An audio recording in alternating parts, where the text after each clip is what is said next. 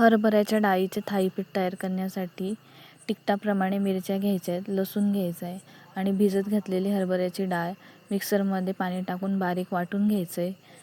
सगळं मिश्रण वाटून घेऊन बारीक चिरलेला कांदा टाकायचा आहे, थोडीशी कोथिंबीर टाकायची आहे, थोडंसं जिरं टाकून घ्यायचं आहे, अर्धा चम्मच हळद टाकायचे, चवीप्रमाणे मीठ टाकून घ्यायचं आहे.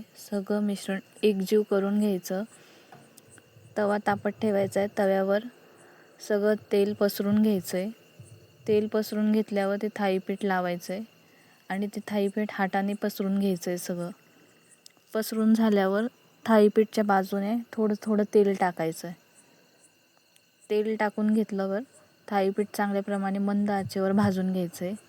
तयार आहे आपलं हरभऱ्याच्या डाळीचे थालीपीठ.